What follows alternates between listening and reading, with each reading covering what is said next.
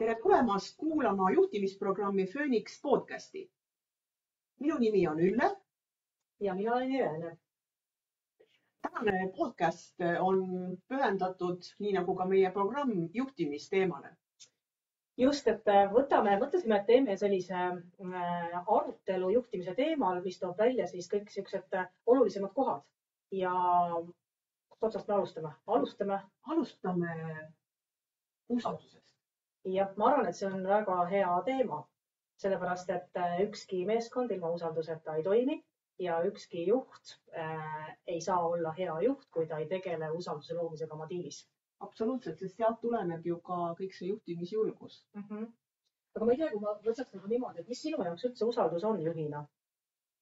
Usaldusjuhina on minu jaoks kindlasti see, et ma saan saavutada oma eesmärke oma meeskonnaga ja mul on turvatunne, et kõik oluline saab tehtud ja meeskonnas on mõnus olla.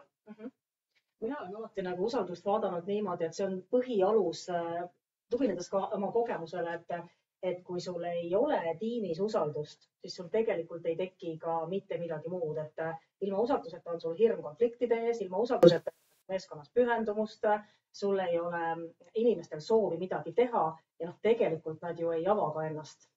Aga ma arvan, et usalduse loob ikkagi hästi palju juht ise, et see algab sinust endast ja mulle meeldib ka öelda seda, et usaldus on vastastikune.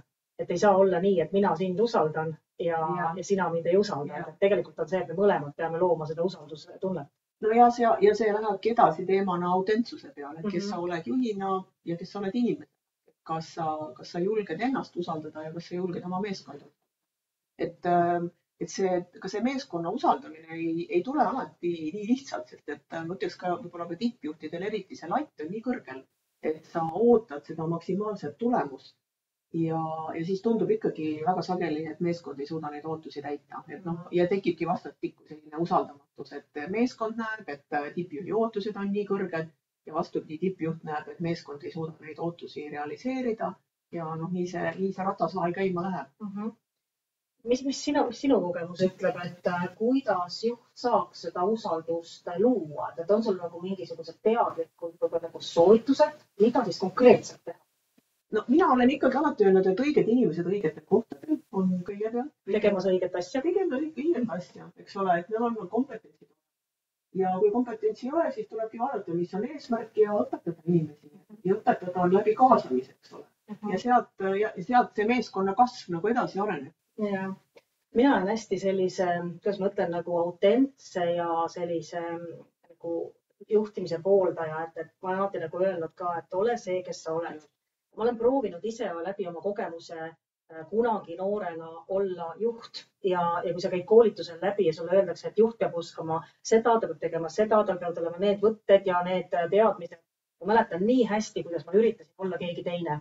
Ja sellest hetkest, kus ma otsustasin, et mulle aitab, ma ei suuda ennast raamidesse suruda, et ma olen täpselt selline inimene, nagu ma olen. Jah, ma arendan enda neid nõrku kohti, arengukohti, tegelen nendega, aga mul on need mingid tugevused, millele ma tuginen.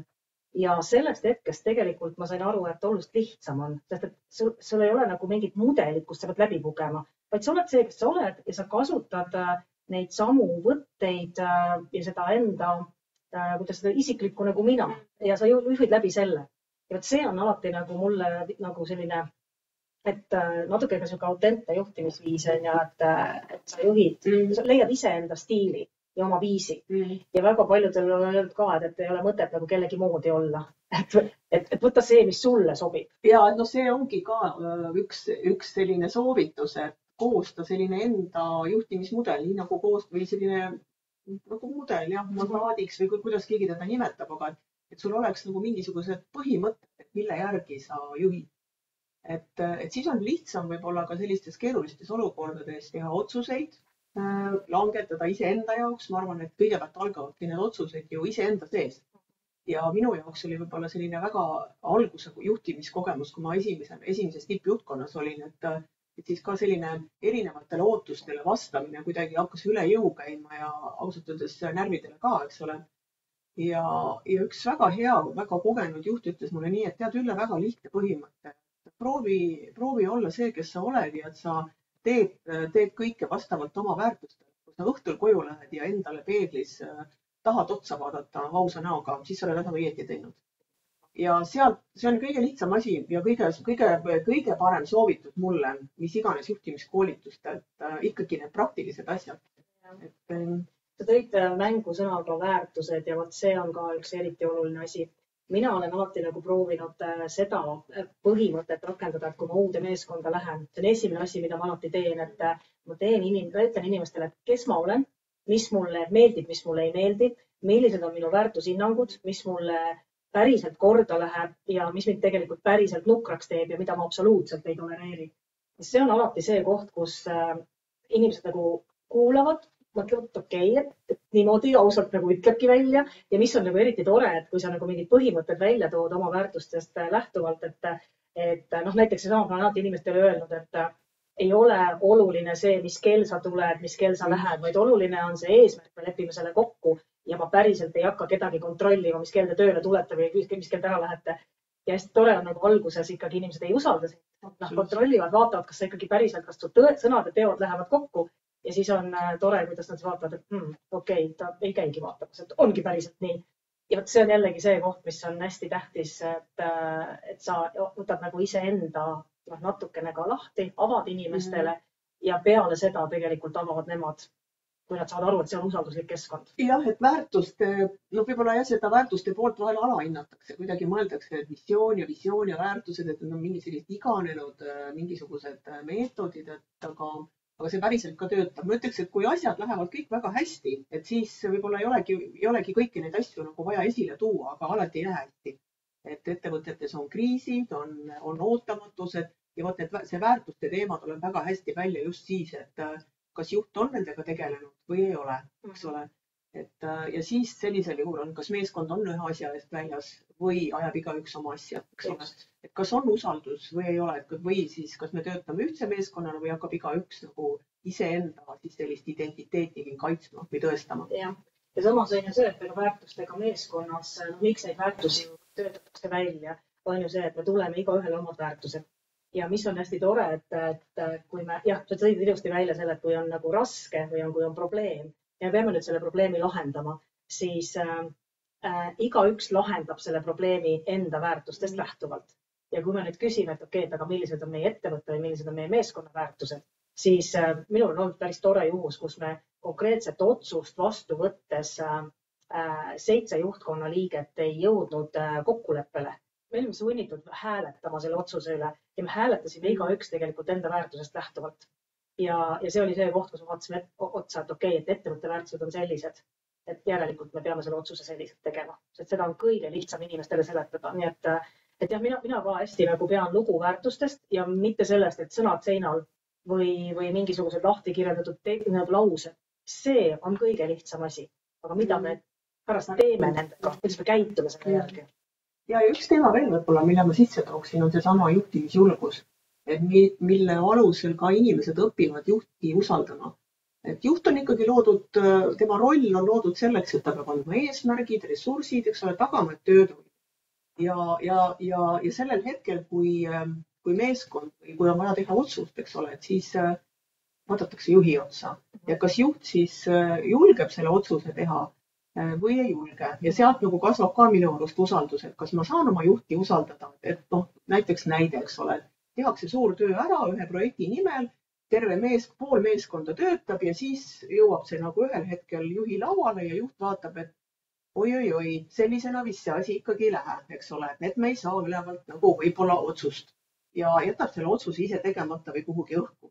Vot sellisel hetkel võivad nagu töötajad tunda, et juht kas ei tee otsust või lükkab edasi ja vot sellises keskkonnas juhid või töötajad ei taha panustada. Et seal nagu ei teki head koostööd. Mina alati ütlen seda, et loll otsus on ka otsus. Varem tee see otsus ära, mis siis, et see on vale või sulle tundub, et see ei ole hetkel õige või sul ei ole piisavalt infot. Kõige keerulisem on minu arust inimestel tegeleda nagu meeskonnas, kui ei tulegi neid otsuseid. Kõik puhjub sinna juhi lauale ja lihtsalt otsuseid ei tule ja ei taheta teha. Ja teine pool võib-olla otsustamisel, mis on nagu eriti kriitiline, mida ma näen koolitades väga paljusid juhte, inimesega otsused. Kui mul on nagu meeskonnas valed inimesed või inimesed, kes ei vasta väärtustele, viivad neid väärtusnorme nagu alla. Et tegelikult lasevad üle. Ja juhid ei tee otsuseid, et tegelikult need inimesed nagu mürgitavad seda meeskonda, et see õhkkond on toksiline, juht teab, kõik teavad, sellest räägitakse palju. Ütleme, inimesed on antud ka võimalused, on antud tagasiside, kõik on tehtud, mitte midagi ei muutu. See on see koht, mida on inimestel juhtidel väga raske ka teha, et ma pean tegema otsuse selle inimese osas, aga teistpidi, kui seda otsust ei tee, siis terve meeskond vaatab sulle otsa.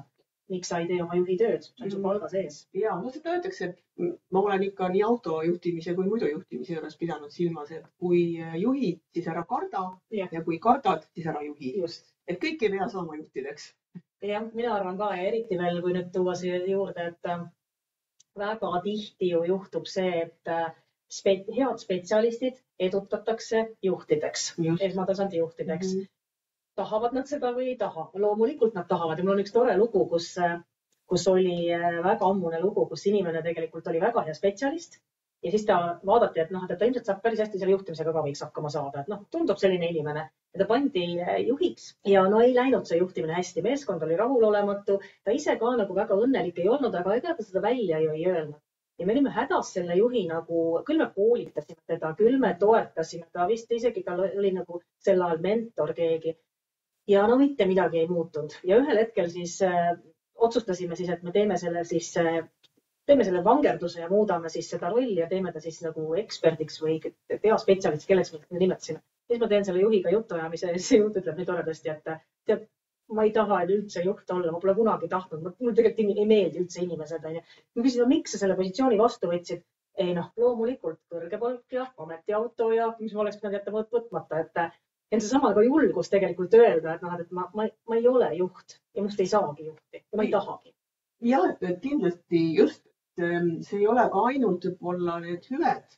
Vahel inimesed kardavad ka ära öelda hirmust kaotada oma tööst või jääda või näidata hirmust näidata välja oma nõrkust ja see läheb jälle sama autentsuse peale, et ikka, et ka eeskätt see, mida ma olen ka juhtidele soovitanud, et kõigepealt peaks endast selgusele jõudma, et mis on sinu tugevused ja millest sa võiksid ennast arendama ja siis mõelda ka selle peale, mis on see sinu spetsiaalne või eriline autentsus, et mis teeb sinust selle sinu karismas. Ma olen väga veendunud, et igal inimesel on karisma, eks ole. Igal inimesel on oma parim võimekus. Ainult kuidas seda välja tuua ja kuidas seda julgeda väljendada. See on see enesekindluse teemaks. Siin siis väga palju, mida me ka selle Phoenixi programmis väga palju räägime. Just. Ma tahtsin ka just öelda, et minu arust on tänapäeval nii palju materjali, on raamatuid tohutus koguses, mis on väga head, on kirjandust, on internetis võimalik saada, on võimalik AI küsida, mida iganes vastuseid sa tahad, aga mida kindlasti mida mina hästi ka väärtustan, on just seesama, et läbi teiste kogemuste õppimine. See on nii suur väärtus, et sa kuulad tegelikult teiste inimeste lugusid, kus nad on siis kas õnnestunud, või nad on ebaõnnestunud, on midagi läinud nässu ja see, kuidas sul endal hakkab miski asi tööle ja sa saad võib-olla ka mingisuguse soovituse või mingisuguse mõtte, mille peale sa enne üldse ei mõelnud. Ta proovis sellist asja, selline asi töötas, äkki mul töötab ka, aga äkki ma modifitseerin natukene. Et minu arust see on kõige ägedam, et just nende lugude põhjal täiskasvanud inimesed õpivad palju rohkem kui see, et keegi räägib sulle mingit teooriat ja veel hullem annab mingid tööriistad. Mul hästi meeldis, kuidas läks levima see, et tööriistakastid, et las nad jäävad ikkagi käsitöölistele ja kuskile mujale. Et tõesti tegelikult ei ole olemas mingid tööriistu, vaid ongi soovitused, sinu enda mõtted, sinu enda ideed, mida sa rakendad, kuulates neid teisi praktikuid. Ja, mul on üks mentee, kellega me loeme ühte raamatut juba vist peaaegu aasta aega. Mis te nii kaua seda loete? Just nimelt, et me mõtestame läbi selle, räägisid nendest kogemustest. Peatüki ja siis ta tahab kuulda minu kogemusi, siis ta räägib enda kogemusi, siis me arutame. Ma arvan, et niimoodi, mul algul tundus ka, et miks ta nii kaua tahab seda lugeda, aga siis ma sain aru, et teda ei huvita see kiire lugemine, vaid ta tahab selle seostada praktilise eluga. Jah. Sa enne nimetasid nii toredasti ka need tugevused ära, et võib-olla ka see on üks asi, mida tasuks mainida, et me ju programmis ka tegelikult laseme nendel osalejatel välja selgitada nende enda tugevused, mis on need kõige olulisemad kompetentsid, mis neil olemas on ja võib-olla loomuomased ja siis nendele nagu üles ehitada oma selline tõesti juhtimiskindlus või mis iganes. Et ma arvan, et ka see on hästi oluline, et jah, oma tugevuste tundmine. Jah, et me ikkagi peaks rajama oma karjääri omale sellisele loomupärasele edu juba teguritel, eks ole, mis sul on ja sinna peale ehitama. Et see ongi see loomupärane karisma ja seal kujunebki see julgus olla autentne. Just. Ja vahel on see, et me ju tegelikult ei teagi, mis meie tugevused on. Enamasti mitte. Ja minul on võib-olla isiklik lugu, et avades natukene ka ennast ja olles võib-olla natukene eeskujuks, et tegelikult kui oluline see autentsus on, nii tore on alati vaadata seda, et ma koolitan ja siis ma ütlen, et teate mis te arvate, et kas ma olen alates 20-ndatest aastatest olnud hea esineja ja rääkija. Ja ma ütlen, et minu kõige suurem hirm 20-selt oli see, et ma pidin kellegile midagi rääkima.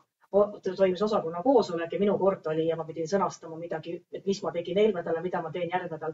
Ma ei tahtnud suhelda, ma ei tahtnud esineda. Kuskilt kogemata mingil kujul hakkasin aru saama, et tegelikult meeldib see ja täna ma ütlen, et tõesti, kui sa saad selle teada, et see on sinu tugevus ja seal tegelikult tuleb see välja, siis see on see, mida sa hakkad rohkem ka ära kasutama. Kuule, aga ma räägin siis avan enda haavatavuse ka, et kui ma sain esimest korda personalijuhiks ja 150 inimestega organisatsioonis, siis ma tundsin, et see on mu elu tipp. Et ma rohkem suuremas organisatsioonis kindlasti ei taha olla mingite juhtimisotsuste juures ja kardan nagu seda suuremat ampsu, et see on nagu absoluutne lagi. Aga see, mis edasi tuli, olid nagu lihtsalt palju suuremad ampsud. Ja ma ütleks, et see ainult ma olen õppinud tänu nendele siis väga headele partneritele juhtkonnas, kellelt ma olen lihtsalt kogu aeg seda infot nagu ammutanud nagu käsn ja õppinud läbi väga erinevate juhtimispraktikate, nii heade kui halbade. Ma arvan, et sealt on see enesekindlus ka tulnud, et see ei ole lihtsalt nii, et sa hakkad tegema, sul peab kuskil ka see enesekindlust olema. Aga kindlasti ka see tagasiside, et mida me ka nagu grupis nagu plaanime jagada, eks ole, et läbi selle õppida ikka üheskoos. Minu arust on hästi oluline, et on ka kellelt nagu õppida. Aga üks teema, mida ma ikkagi tahaks nüüd võib-olla siia päris lõppu, et hästi palju räägitakse nagu naisjuhtidest ja meesjuhtidest, et naised on nagu ühes kohas paremad ja mehed on nagu teises kohas paremad. Et mis sinu nagu kogemus nüüd personalijuhina ja ka juhina, et kummad siis ikkagi paremad juhid on ja mis on siis ühe ja teise nagu plussid ja miinused? Ja kas saab üldse niimoodi rääkida? Ei saa rääkida, et küsitakse tõesti palju. Mina ütleks, et hea juht on see, kes on piisavalt tegelenud enda isikliku arenguga. Aga kahtlemata on see, et tänapäeva juhtimine eeldab inimesed või juhid mitte ainult numbrite tundmist, aga just seda emotsionaalset intelligentsust, mida saab arendada. Et mina olen ikkagi seda meelt ja ka paljud teadusuuringud kinnitavad, et juhtimine ei ole ainult see, et juhiks sünnitakse, et juhiks ikkagi saadakse tänapäeval. Et ei ole olemas häid ja halbu nais- või meesjuhte, et on lihtsalt juhid, kes peavad tegema enda arendamisega. Ja, mina olen ka sama meelt, et mitte vahetama sellel soovul, milline sa oled ja mida sa siis teed. Küll, aga ma julgeks küll nagu soovitada, et naistel võiks rohkem enesekindlust olla. Et enesekindlust, julgust ja miks ma seda ütlen täpselt selle personalijuhi nagu kogemuse pealt, et sa näed ka nagu näiteks värvates kandidaate, intervjueerides kandidaate, samale positsioonile kandideerib nais, ütleme, kui otsisin ka näiteks ühte juhti, küsid meesjuhi käest palganumbrit, palganumber 4,5, küsid naisjuhi käest sama positsioon, sama asi, palganumber 1800. Et selgelt on nagu see, et midagi on siin võib-olla natukene vaja nagu teha, et anda seda nagu jõudu juurde. Ja ma olen sellega väga nõus. Sellest saab kindlasti üks huvitav teema järgmine õhtuseks, ma arvan. Just. Ma arvan ka.